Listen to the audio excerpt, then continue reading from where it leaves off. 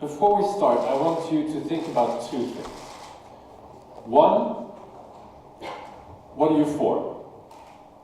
It's not allowed to be against, you have to be for something. Something you're in favor of, one thing that you think is good. What are you for?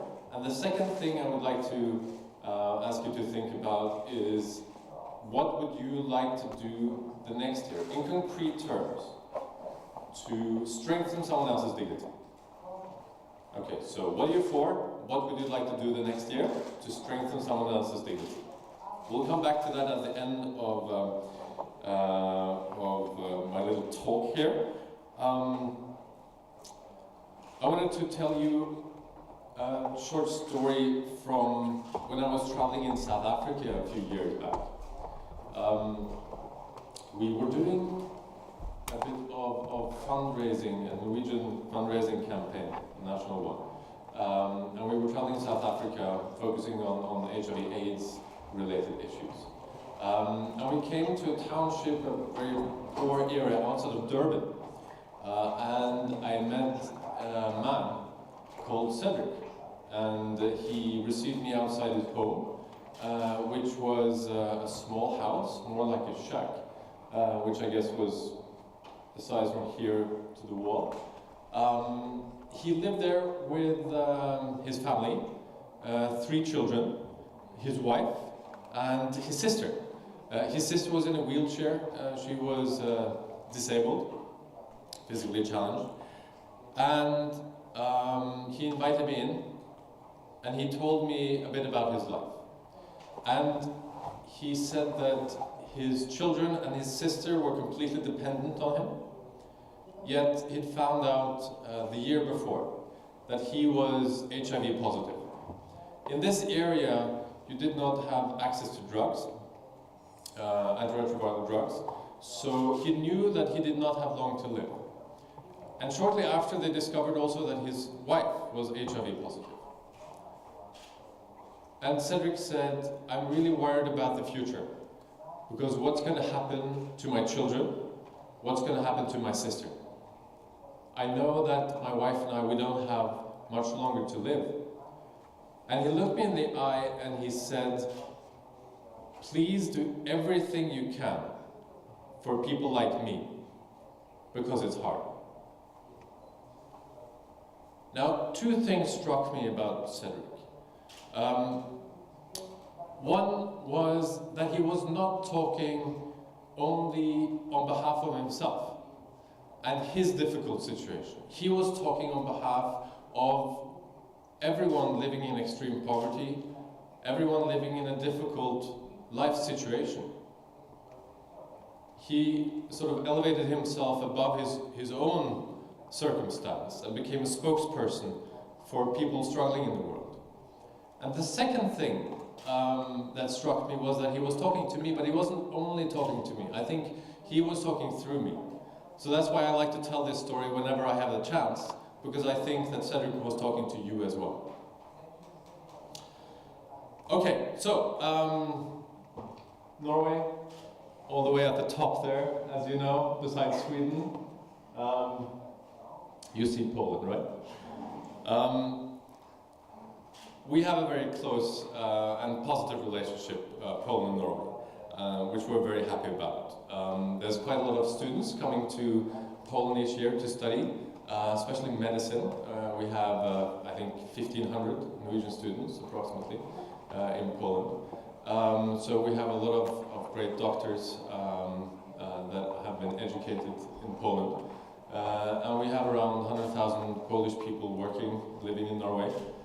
Some of them not living there for good, going back and forth, which is a great help to our economy, and there's a lot of skilled, hardworking people there. Which you can notice sometimes. You know, when we're at Holmenkollen, you know the ski jump, and Adam Malic is jumping. There's as much roar as there is when one of the Norwegians are jumping, which is kind of fun. And the same also with cross-country skiing. When Kowalczyk is going around the track together with Björgen and the other Norwegians, which is always, you know, exciting as well. So that's sort of a very tangible example of the close relationship between Poland and Norway. All right, today's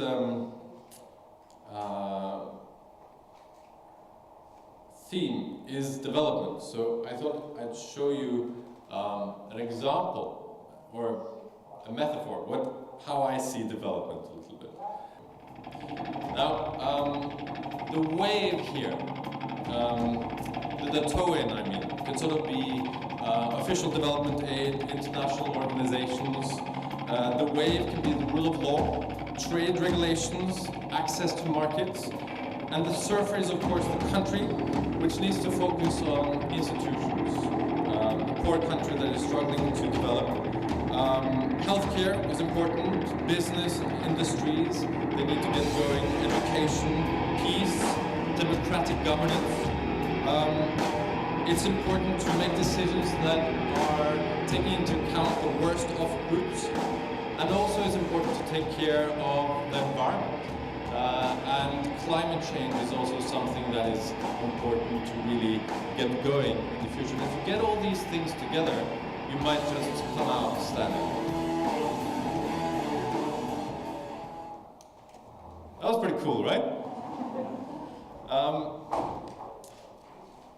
So what we're going to talk about today is the Millennium Development Goals. I'll show some examples from my country visits, and I'll tell you a little bit about global dignity. Part of the reason why we should care about all this. So the Millennium Development Goals. How many of you have heard of the Millennium Development Goals? Raise a hand. How many of you have heard about the Millennium Development Goals? Yeah, so quite many. How many of you are a bit tired of hearing about the Millennium Development Goals? Yeah, that's very courageous that you actually raised your hand there. You know, in 2000, the world leaders came together in New York and decided on these 8 concrete goals: half extreme poverty by 2015, reduce child mortality by 2/3, etc. All these goals. We've been talking about them for a long time now, and it's only 4 years until 2015. But these issues are so important that we got to stay at it. I'll give you a short status on how we're doing on the goals in the world. So these are the poor countries we're measuring here. So Poland and Norway are not part of this picture because we are already high developed countries.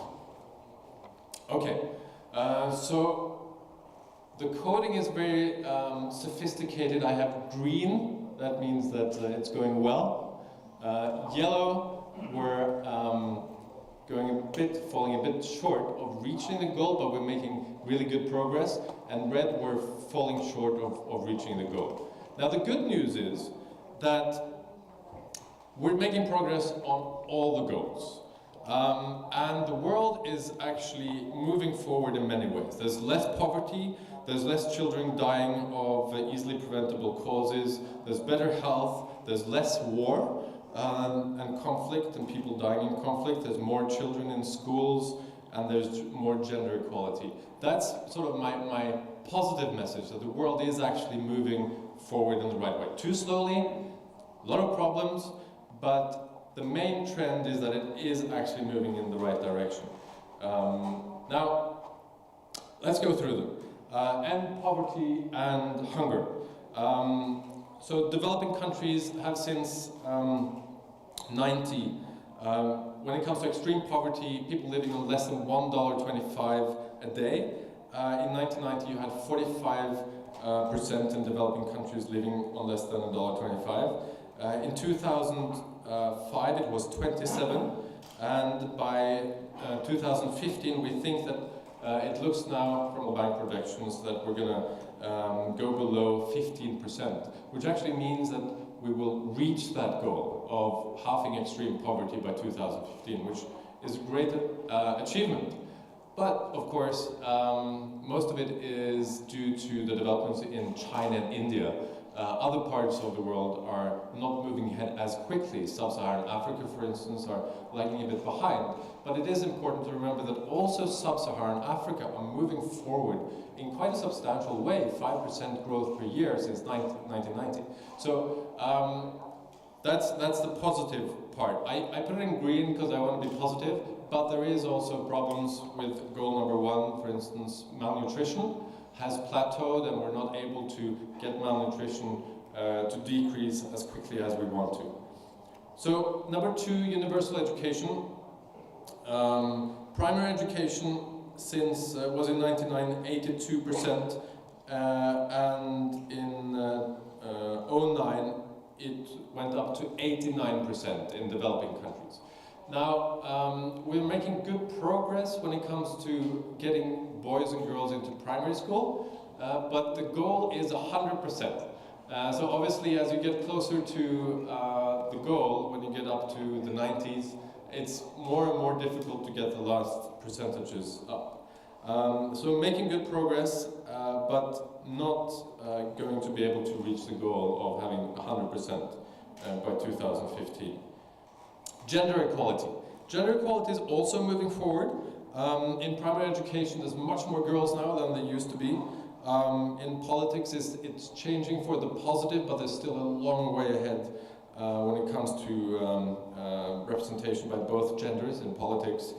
In higher education, when it comes to pay and in the business community, there's still a long way to go, and that's moving way too slow. When it comes to 4, child health, that's a big one, really important. If you're going to choose one thing, if you look at a country, and you want to look at just one parameter in addition to income per person, a good place to start might be under 5 mortality rate. It gives you a good sense of how well the health system is working.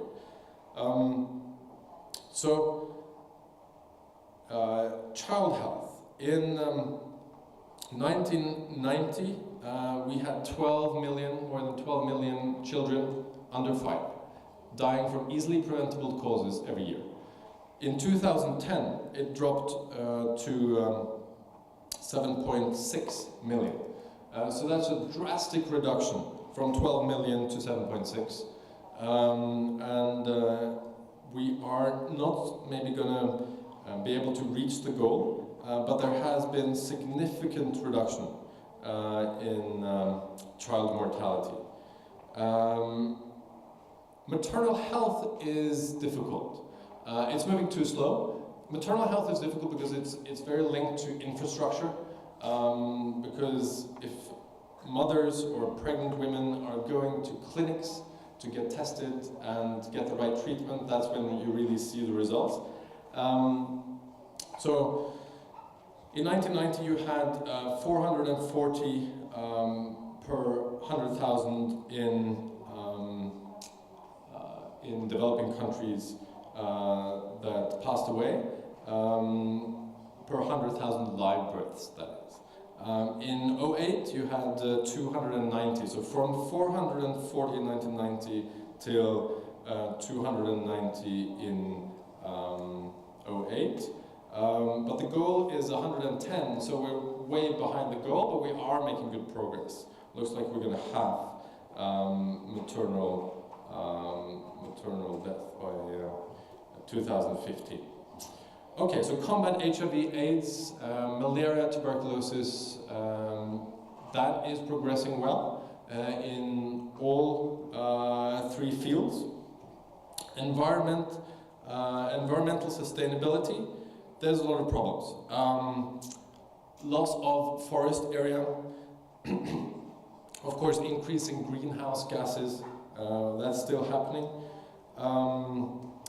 Decline of biodiversity, there's a lot of examples of how environmental sustainability is not moving ahead so well.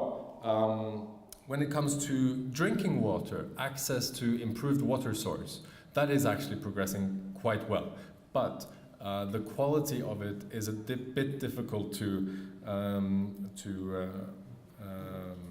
measure. So even though it's registered that more people have access to improved water source, a lot of them do, but the quality might be varying a bit. But it looks as if we're going to actually surpass that goal, which is a great achievement. And then it's obviously a global partnership, where in 2010 official development aid was 0.32%. The goal is to have 0.7% of all developed countries' official development aid. In 2010, it was higher than it's ever been before, 128.7 billion US dollars, and it amounted to 0.32%, but it's quite far away from the goal of 0.7%. I checked the figures for Poland, and I think it's 0.08% ODA from Poland. All right, I thought I'd show you a little bit about how the Millennium Development Goals are actually very ambitious. Now, so this is a graph where we have mortality rate, child mortality, under 5 mortality rate on this axis. And GDP per capita, income per capita on the axis down here. You want to be to the right at the bottom of this graph. You don't want to be to the left at the top. So high child mortality rate at the top and high income to the right. So I thought I would sort of go through my own family history a little bit and show you where Norway has been. Norway is seen to be a great success story when it comes to development, which it is. So we'll see how this progresses. When my daughter was born, Ingrid, she's great. That was 2004. Then Norway was about like Singapore when it comes to child mortality and income per capita. Singapore was better at child mortality actually than Norway. They're very small. It's hard to compete with that because they have very short distance to hospitals. Now, when I was born in '73, Norway was like Malaysia is today. So I forgot to tell you that the circles here are countries, and this is the world as of 2007 when it comes to child mortality and income per capita. So I'm going to compare Norway's history to how the world is today with different countries. Now, Poland has a child mortality of 7 and an income of around 17,000 per year. So that means you're around here. Between the two flags that are here now. You are definitely amongst the countries who are down and to the right of the graph. In 37, when my mother was born, Norway was like Peru is today when it comes to child mortality and income per capita. In 98, when my grandmother was born, Dagny, we were like Uganda is today. And when my great-grandmother was born in 68, we were like Mozambique. And when my great-great-grandmother was born, Anna Berntsen, she was great. Great. We were like Burundi is today. So this tells us something. First of all, we have not progressed as quickly as the Millennium Development Goals suggest that we should have. So reducing child mortality by 2/3 between 1990 and 2015. Norway has only managed to do once. It's only one 25-year period where we've been able to do that. The rest of the progress has been a lot slower than that. And many developing countries today are actually moving ahead a lot faster than Norway has ever done. So that's a positive note. Another thing that strikes me when we think you know, I look at my family and the world this way, is that when I think of Anna Berntsen, my great-great-grandmother, I don't think of my least developed great-great-grandmother. I think of Anna Berntsen, right? Part of my family. And I think we need to see each other and the world and development a bit more like we see our own family. We need to change our mindset a little bit because we are all interconnected and in the same boat. So, what do we do about this? There's a lot of difficult answers to answer that question, but I'll just show you some examples from my country visits and tell you some stories of what I've seen. Just to give you some snapshots and ideas of how this can be done. So this is in Mongolia, and this is outside Ulaanbaatar, the capital. There is, as you can see, a waste disposal site there. And that's where the United Nations Development Program brought me when I came to Ulaanbaatar. And it was almost the first thing we did. What they've done here, you know, at this waste disposal site, there's families, children as well, going through garbage, collecting valuables that they might be able to use or they might be able to sell. And that's a way of surviving, that's an income. So how to get these, how to reach out to these kids? So the local authorities, the UNDP and other organizations went together and they created this tent on the waste disposal site. And then they went out to the kids and they said, why don't you come in just a few hours into the tent because we've established a school here. So instead of getting the kids to go to a school somewhere else, they brought the school to them. So every day they went out and they brought the kids in. It was difficult at first, but then after a while they started coming voluntarily. So even in this very sort of difficult circumstance, it's possible to do something when it comes to education. And when I talked to them, I asked them, so what's your aspirations? What do you want to do? And it took them a while, but when they started talking, they came up with examples. One wanted to be a doctor, another wanted to be a politician, and the third wanted to be a police officer.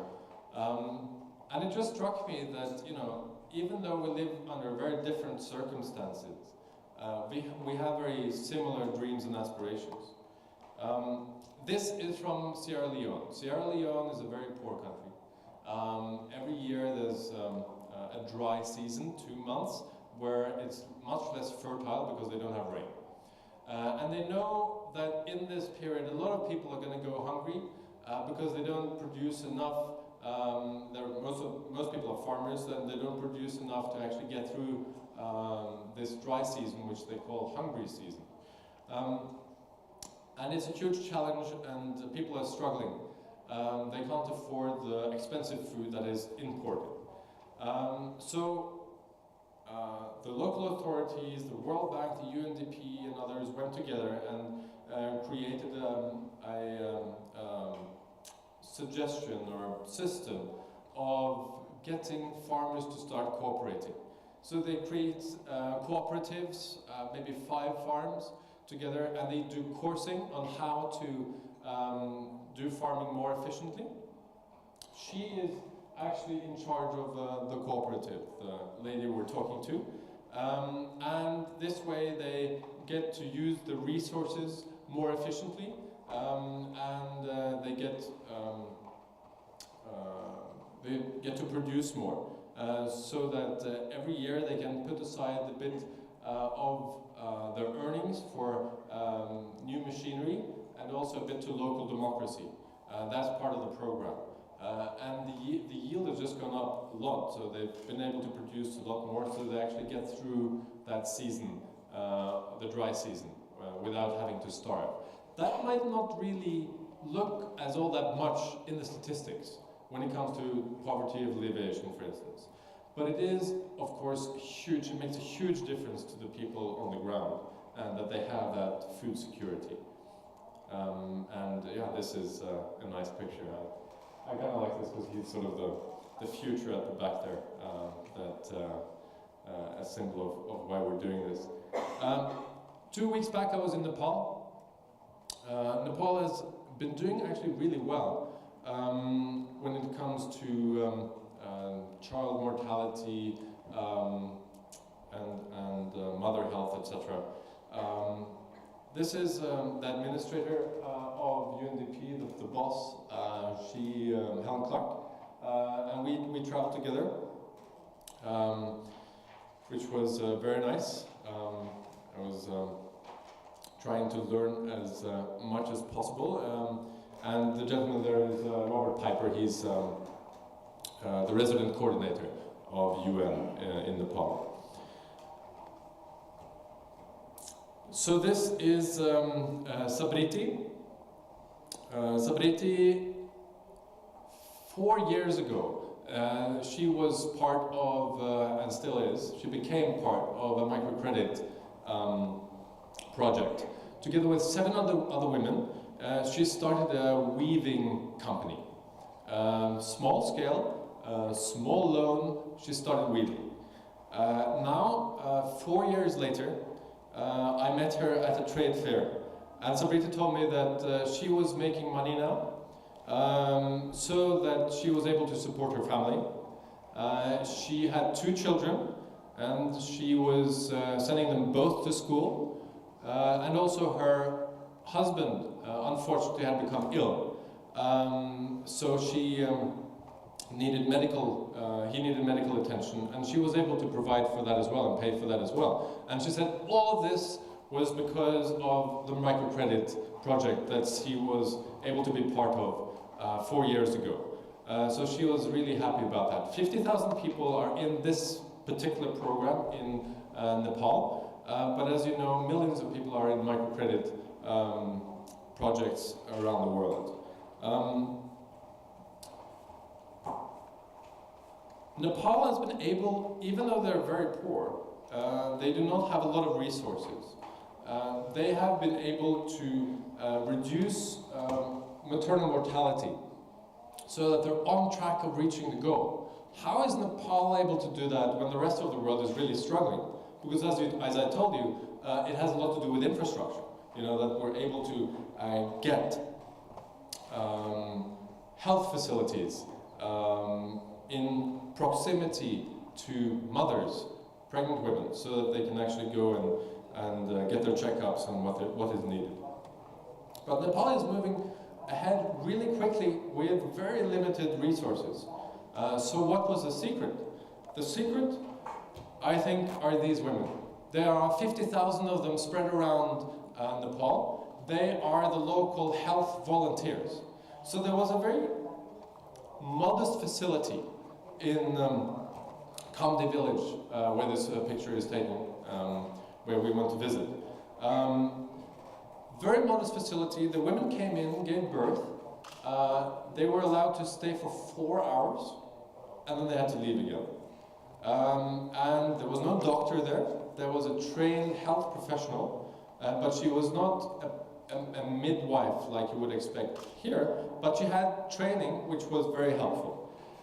But that wasn't the whole story, because these women, the local health workers, they had 14 in this village. They went into people's homes and talked to families about various health issues, but especially with pregnant women. They went and did their checkups. They talked about what vitamins and what different types of supplements they needed in their diet. And also, after the children were born, they went and did checkups and gave vaccinations, etc. To the children. So it was really well organized. So even though the health facilities were modest, it was the organization that is actually bringing the numbers down. So they've gone from more than 800 women dying from while they're pregnant or in childbirth to 229. Which is a phenomenal progress, but from a very high level though, so they still have a way to go. But that was encouraging to see. Nepal came out of a conflict they did all this while they had a civil conflict in their country. From 1996 to 2006, the government was in conflict and armed conflict with the Maoist movement. In 2006, they were able to broker a peace deal. And now it's important to get the ex-combatants back into society and for them to get work and a real alternative and belief in the future. So these are child soldiers, young people that were in the Maoist movement and that are now being trained here as welders or mechanics, working on motorbikes, for instance, and then they can go out and use that skill and get a job. These two young individuals, she is actually, Budi, she is running a beauty parlor now. She used to be in the Maoist movement and she got training through this program and she's running a beauty parlor now in her village. And also the young gentleman here, Mukia, he is fixing bikes. And if you go to Nepal, you'll see that there's a lot of bikes, so there should be a huge market. And they were both happy about the program and that they were self-employed, both starting their own businesses, entrepreneurs. So that's really important for Nepal to move to the next level. They are now getting a constitution together. That's the parliament's main job right now. A lot of difficult negotiations because they're creating their whole electoral system. And then it's all the other challenges after that, with good governance and getting the economy going, etc. But they have a really positive chance, a window of opportunity now to move the country in a positive direction. They have vast resources when it comes to hydro energy, for instance, which they haven't exploited yet. They have minerals, so mining could be something big. Now when it's more stable, obviously they can build on tourism. They have a lot of resources. So there's a lot of prospect for Nepal if they get the process going in the right direction now. So those are some examples of how we can work towards reaching the Millennium Development Goals. Obviously there are thousands of initiatives and we need a broad-based approach to reaching the Millennium Development Goals. But these are some of the examples that I've seen when I've been traveling in developing countries. So, why should we care about all this? Why should we care about people that we might never meet that are far away from us? Why should what's happening to them be a concern to us? Now, I believe that we are all interconnected, and it all comes back to this notion of dignity. So a while back, through the World Economic Forum, a few young people were able to come together, and we were talking about the big issues of today. Health, education, development, poverty alleviation, security, climate change, and environment. And people were making action plans, and there were timetables, and very proficient. Everyone under 40 and already quite accomplished. 125 of us that got together. And after a while, we started asking this question: so why? What do we have in common as a community? What is it that should be sort of our ethical compass? Why are we doing all this? And we started talking about dignity, especially John Bryant to the left and Pekka Himan in the middle, and me. We started talking about dignity as a platform, a source of positive change that we could operationalize and tap into. So that's what we did through this group, the Young Global Leaders in the World Economic Forum.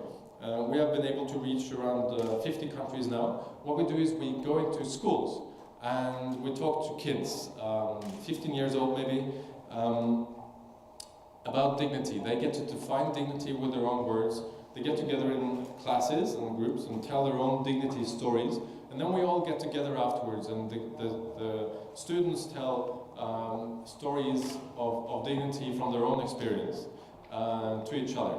So these are stories about them doing something good for someone else doing something good for them, or them doing something good for themselves, which is also really important. And one maybe from each class will tell a story, and you'll have 20 stories, just one kid after the other lined up, telling their stories to all the peers, maybe 300-400 students. And it's really a fantastic experience, and we're doing this around the world now. From Mongolia, Indonesia, Mozambique, Tanzania, Austria, Norway, US, all across the world, so on all continents, and Mexico, Brazil. So it's a lot of fun, and these children come up with fantastic stories. So I just thought I'd show you a short video clip to describe a bit more what we're doing. Because what we realized was that when we were looking for what our group of, these very accomplished individuals under 40, what we had in common, what we found was this sort of, we all want our dignity to be recognized. And you can sort of use that as a mean compass for action. But of course, that doesn't just go for our group, that goes for our common humanity. So it's something that we all have in common. Okay, so I'll show you a bit.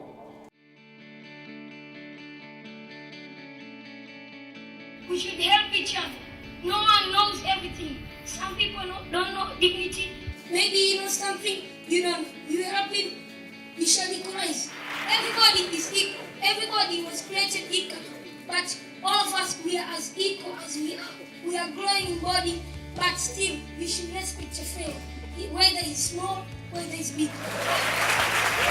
Thank you.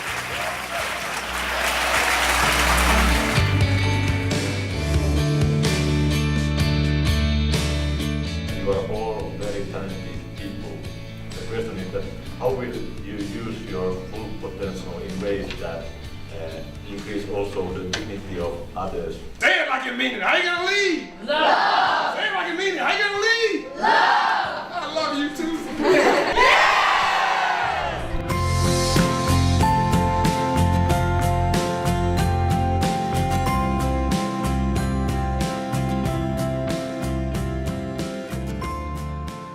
So, we're gonna have some of you come up here and tell your dignity stories. This is the best part, right? I promised to myself to have my grandfather as a role model who was loving to everyone and helped everyone. Jadi intinya kalian semua tuh. Min historie startet derfor med hvor mye dumt jeg har gjort. Fordi jeg var en klovn som trengte oppmerksomhet. Jeg kan med god samvittighet si at etter at du har gjort det her, så det en helt fantastisk følelse. International dignitaries, Norwegian royalty and young global leaders from the World Economic Forum descended on a small school in Grassy Park just outside Cape Town. Hoy es el Día Mundial de la Dignidad. Everybody in here can change the world. You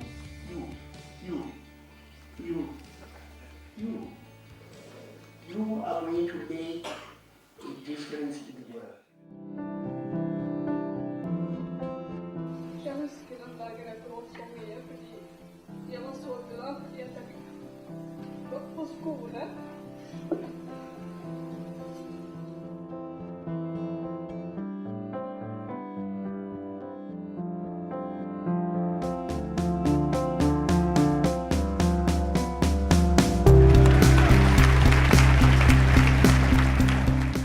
So last year, 20 schools participated in Global Dignity Day in Poland. Jacek, who's our country chair, organized it together with friends. And if you want to be part of it, you can go to our website and look at it. It's really easy to do a dignity day at a school, it's 2 hours. It will take you around 6 hours with preparations and everything. Now, I've showed you a little bit of sort of the overview of how this is going in the world. I've showed you some examples. I think it's really important actually to go out there and meet people because it's in the face-to-face meetings that our morals are challenged and our ethics are formed. So I don't know, have you been thinking about what you are for and what you want to do the next year? You can write it down if you want on a piece of paper, put it top of your desk, so that you can look at it every now and again to see what you're for. Because without a goal, it's really difficult to score. And it's also important to, in concrete terms, think about what you would like to do to strengthen someone else's dignity, so that you can measure yourself in whether you're actually doing it. It's okay to change the goal though. You don't have to agree with yourself over time. That's all right. I wanted to close with a quote that I like from Mother Teresa. If you are kind, people might accuse you of ulterior motives. Be kind anyway. If you are honest, people might cheat you. Be honest anyway. If you find happiness, people might be jealous. Be happy anyway. The good you do today may be forgotten tomorrow. Do good anyway. Give the world the best you've got. And it may never be enough. Give the world the best you've got anyway. Thank you for your attention.